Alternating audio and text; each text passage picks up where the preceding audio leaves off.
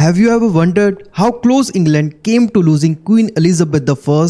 Not in a war, not in a rebellion, but because of a disease. In the autumn of 1562, Queen Elizabeth I was only 29 years old. She had been on the throne for less than 4 years. England was still adjusting to its young queen, and many people believed her greatest years were still ahead of her. Then something terrifying happened. While staying at Hampton Court Palace, Elizabeth became sick. At first, it seemed like nothing serious, just a cold, a fever, a few aches and pains. But very quickly, doctors realized the truth.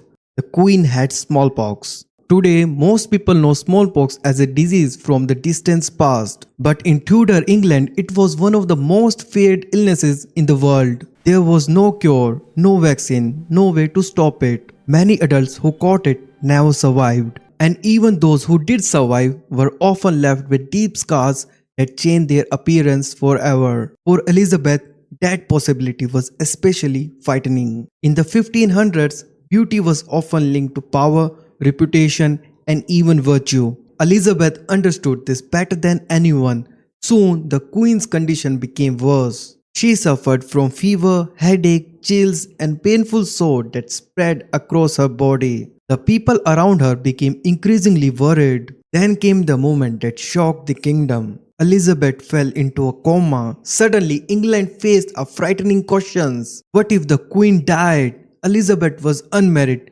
She had no children, and there was no clear heir waiting to take the throne. The future of kingdom was uncertain. Members of her privy council disagree about who should succeed her. Foreign powers watched closely. Many feared that succession crisis could throw England into chaos. Even Elizabeth herself believed she might not survive. According to historical accounts, she tried to prepare for the worst. She expressed her wish that Robert Dudley, the man many consider her closest companion and favorite courtier, should become protector of the realm if she died. It was a remarkable request at a moment when her life seemed to be slipping away. Then, after 10 terrifying days, something changed. The queen began to recover. Slowly, her strength returned. England breathed a sigh of relief. Elizabeth had survived, but the disease left its mark. Although the scars on her face were not as severe as many had feared.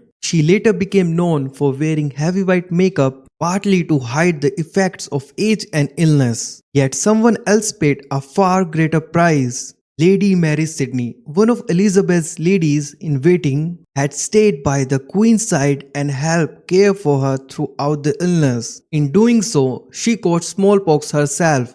Mary survived, but the disease permanently scarred her face. Her husband later wrote that when he left, she was the fairest woman in his eyes. And when he returned, smallpox had changed her appearance completely. It is a reminder that behind the survival of a queen stood people whose sacrifices are often forgotten. Elizabeth's smallpox crisis lasted only days, but for a brief moment in 1562, the future of England hung by a thread. And one illness nearly changed the course of history forever. Would England have survived the same way if Elizabeth had not recovered?